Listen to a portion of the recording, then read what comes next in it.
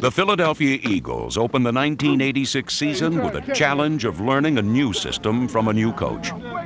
With a heavy influx of fresh faces, the youth movement was launched into the teeth of the toughest schedule in the National Football League.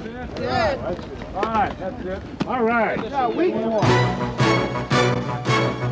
Despite a 5-10-1 record against such formidable opposition, there were flashes of brilliance in the Eagles' play, promising individual performances complemented by encouraging team efforts.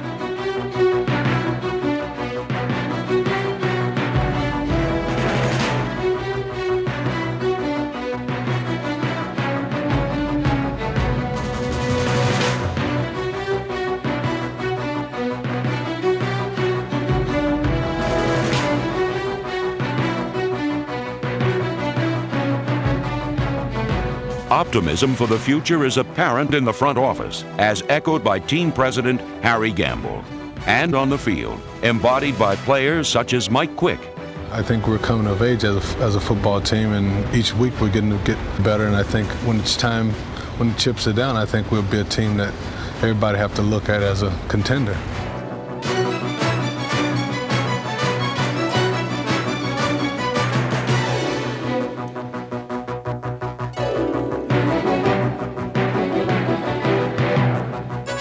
We've been able to put together a young, competitive group of players that as soon as they mature and develop some experience are really going to be a team that we can all be proud of.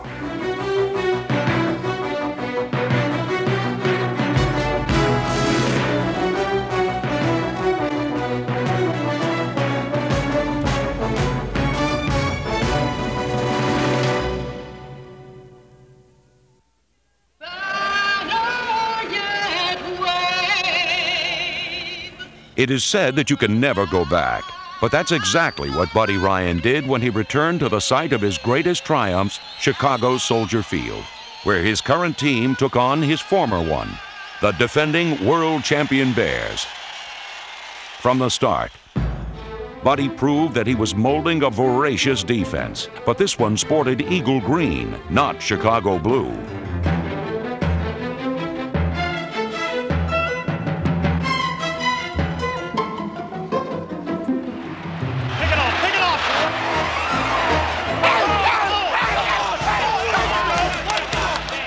Mike Quick really gave the Eagles reason to rejoice with his 26-yard touchdown in the fourth quarter.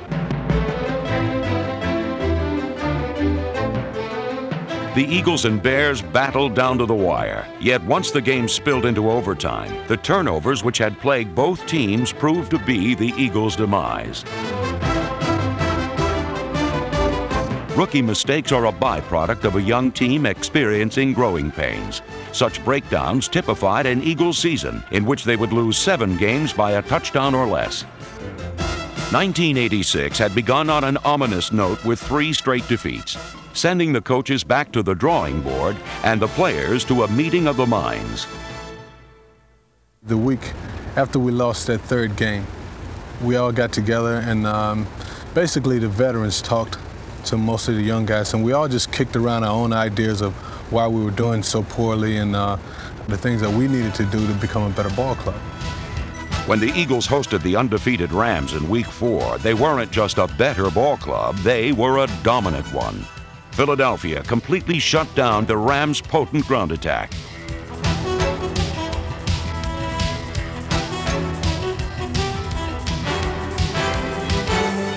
The spirited play of the defense was contagious as the offense exploded for 34 points, its highest output of the season.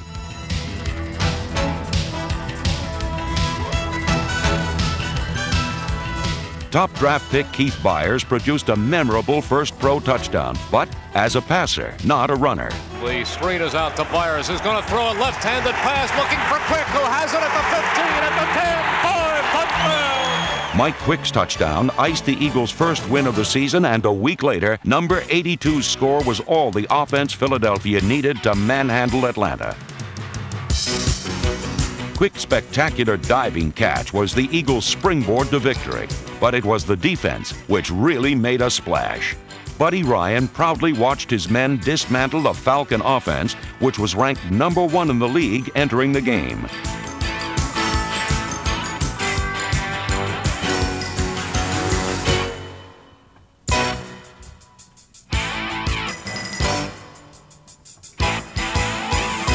Number 55, Mike Reichenbach, the quarterback of the defense, led the charge along with fellow linebacker Gary Cobb, number 50, who tallied 4 of Philadelphia's season-high 7 sacks. Cobb earned NFC Defensive Player of the Week honors, and the entire defensive unit deserved praise for notching the Eagles' first shutout in 5 years. The team had posted back-to-back wins, and defense was the catalyst.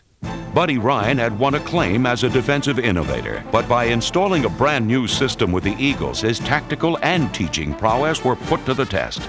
Ryan's challenge was amplified because he relied on novices such as Alonzo Johnson, one of 4 first-year Eagles selected to all rookie teams. While Johnson was highly touted coming in, Seth Joyner was relatively unknown. Yet along with Reichenbach, the team leader in tackles, Joyner solidified the linebacking core. All-rookie Reggie Singletary, number 97, is another big man with a big future and should make an impact next season as an offensive lineman. Fellow newcomer Clyde Simmons, number 96, showed potential on the defensive line. Simmons can learn much from veterans Tom Struthers and Ken Clark, number 71.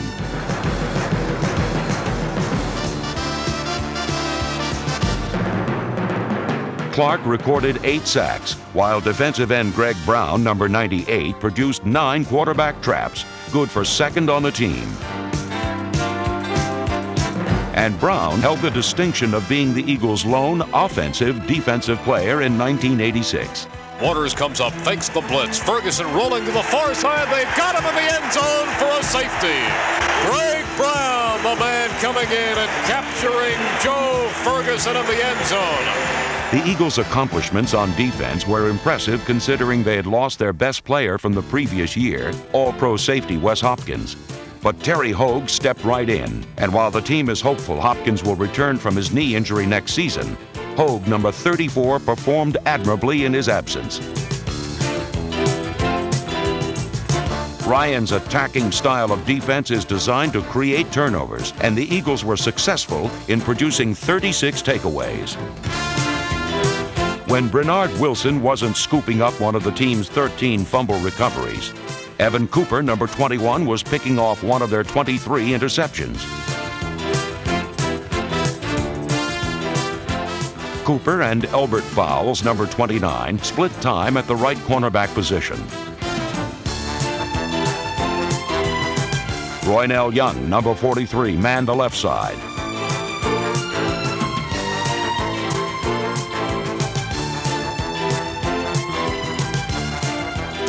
This was Young's most productive season, and his 6 interceptions tied for the team lead with Andre Waters, a fearsome force who came into his own in 1986. I had a great year. He could have gone to the Pro Bowl. He played as well as any strong safety in football. His stats proved it. Beyond his numbers, Waters played with a fury and intensity that inspired the entire defense. Number 20 tied for the team lead in tackles. He was everywhere, proving he could do everything.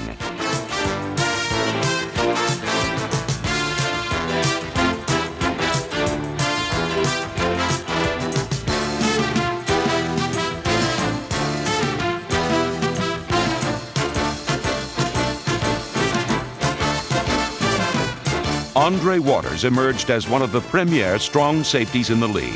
Yet not even his stellar play could mask the inconsistencies of this young team. This Dr. Jekyll and Mr. Hyde personality was especially evident on defense, and the monstrous side surfaced in a Week 6 contest against the future world champions, the New York Giants. The Giant game up there, that was the most disappointing thing that's ever happened to me, I think, in football. The fact that I was associated with a team that didn't fight back. And that's not going to happen again. You can get beat, but you can fight back. In the rematch, the Eagles didn't just fight back. They proceeded to fight to the finish.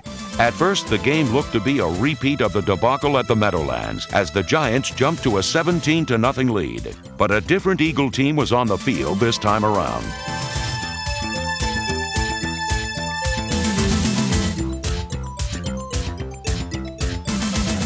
Cunningham back. Cunningham firing for quick. Catches it at the run. 45-40, 35-30, 25-20, 15-10. 5 touchdown, Mike quick. The Eagles dropped a heartbreaking 17-14 decision, but this was a defeat with dignity and proved that the Philadelphia Eagles were coming of age.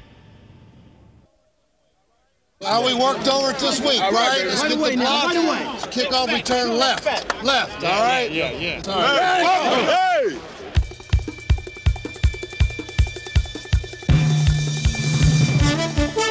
The play of the Eagles' special teams was like a roller coaster ride, always exciting, yet not without its peaks and valleys. The potential of the squad was never more evident than in a Week 15 contest at Dallas, when the unit turned in its best overall performance of the season. Charles Crawford, number 45, showed why he was one of the Eagles' leading return specialists. Jody Schultz, number 95, blocked this cowboy punt, one of 8 blocked kicks recorded by the team this season. All-rookie John Telchik ranked among the conference leaders in punting average. And his placement was right on the money thanks to the hustle of special teamers like Dwayne Giles and William Frizzell, number 33. Paul McFadden bounced back from an early season slump, hitting 3 field goals against Dallas, including a season-long 50-yarder. But the real heroes of the 23-21 upset victory were backup quarterback Matt Cavanaugh and his favorite target, Kenny Jackson. Cavanaugh to throw. Cavanaugh under a rush. Cavanaugh throwing deep for Kenny Jackson, who leaps and comes down with the football for a touchdown. A great play by Kenny Jackson in the far corner of the end zone. A great play by Kenny Jackson. This was a season of great plays by Jackson, who produced a career-best 6 touchdowns.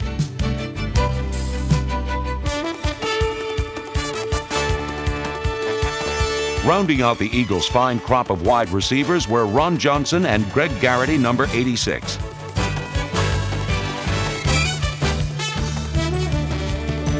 The tight end position was capably manned by Byron Darby, Dave Little, and John Spagnola, number 88.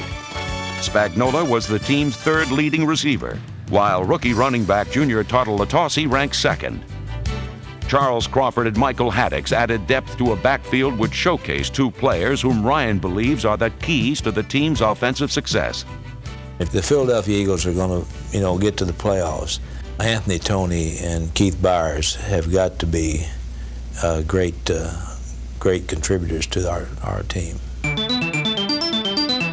Byers' foot injury kept him sidelined for most of training camp, but he rallied to play in every game and showed the ability to turn dead ends into open spaces.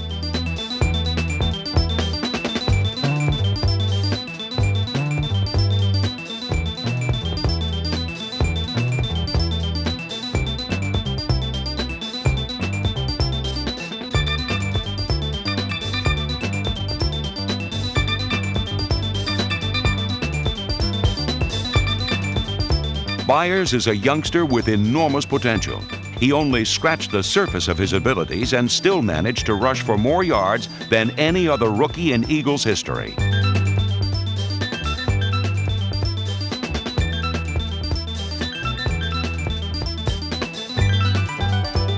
Despite starting only 5 games, Anthony Toney, number 25, was the team's 3rd leading rusher.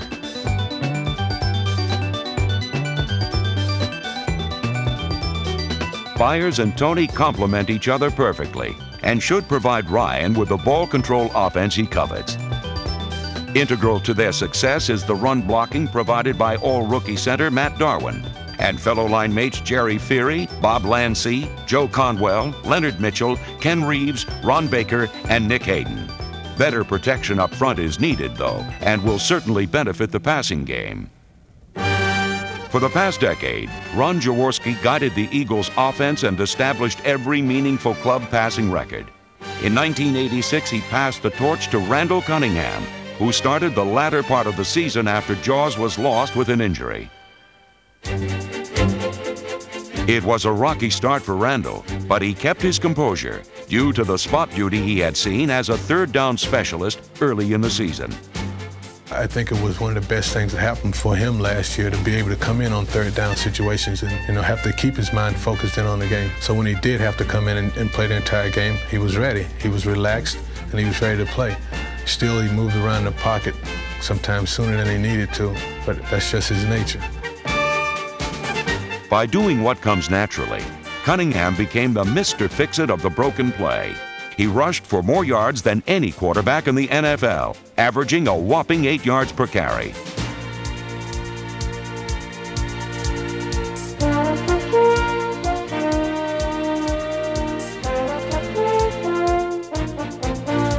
Once he developed patience and learned to sit in the pass pocket, Cunningham's lightning legs couldn't steal the thunder from his magnificent arm.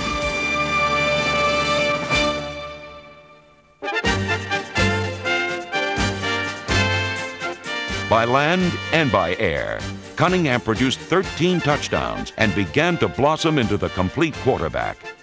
He can make up for technical things or knowledge with just extraordinary athletic talent. He's going to be one of the best. In the next couple of years, they'll be talking about him in the same light as they talk about the Elway or the Marinos. Randall Cunningham, now firmly entrenched as the Eagles' starting signal caller.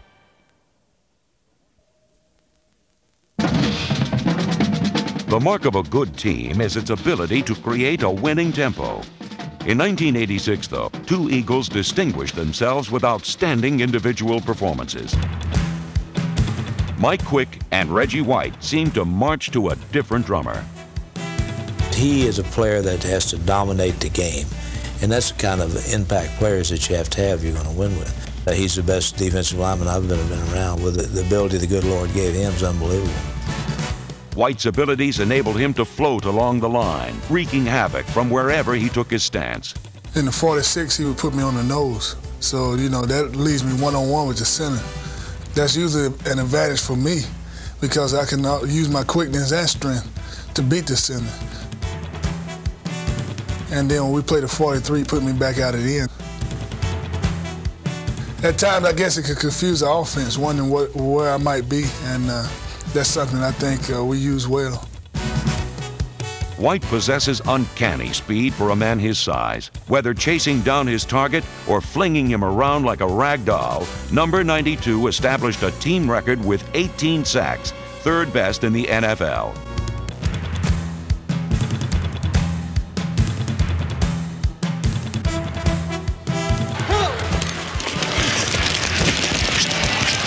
In his first full year as a starter, Reggie White was named Pro Bowl MVP. Mike Quick, however, was surprised he even earned his fourth ticket to Hawaii. I think that's the highest compliment that a player can be paid. I didn't have the greatest season, but I still got selected in the Pro Bowl. And that just lets me know that the guys around the league respect what I'm doing, and they realize that each week they gotta do something a little different in their scheme of defense to make sure they keep the ball out of my hands as much as possible. Just when it appears the ball won't reach Quick's hands, number 82 really works his magic.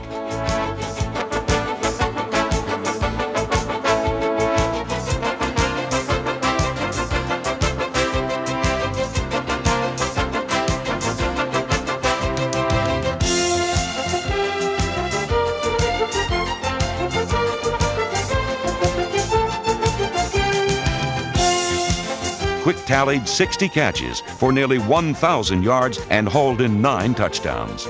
Yet his numbers belie the fact that Mike Quick points the Eagles to victory. For like all great players, he saves his best for when it counts the most. Philadelphia was riding a 4-game losing streak when they traveled to meet the Los Angeles Raiders, winners of 8 of their last 9 games. This was a test of character for Buddy Ryan's young team, a sign of their maturity. For the Eagles weren't favorites, but they were certainly fighters. Cunningham back, Cunningham loading up, going deep down the right side of the field, and it is caught by Quick down at the 10, 5, Quick into the end zone, touchdown!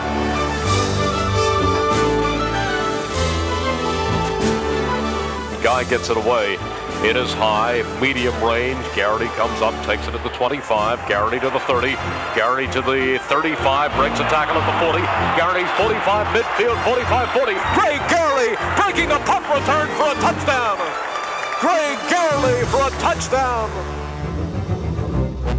This was a game of big plays, and both sides made plenty of them. The lead seesawed back and forth. Yet as the game wore on, the Eagles' determination never wore out. Come on! Make them fight, baby!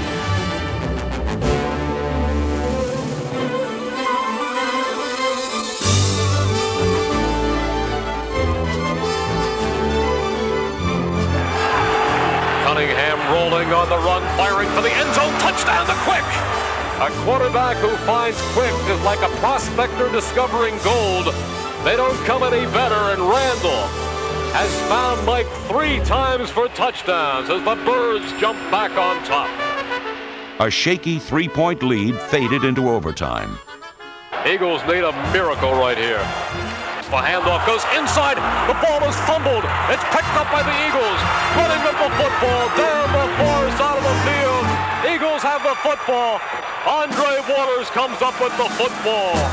That is unbelievable. By believing in themselves and commanding their fate, the Eagles extracted victory from almost certain defeat, a sign that they were truly coming of age. Cunningham sneaking himself. And it is a touchdown for Randall Cunningham. And just like that, a game that appeared to be out of the Eagles' grasp will come close to rivaling Miracle of the Meadowlands. Under the most dramatic of circumstances, they find a way to win, and they beat the Los Angeles Raiders 33-27. The thing that's exciting to me is that I know, too, that from your rookie season to your sophomore season is when you make the biggest strides as a pro player. And so I'm excited about these young guys. If they get better instead of just older, then we're going to be a team to be reckoned with.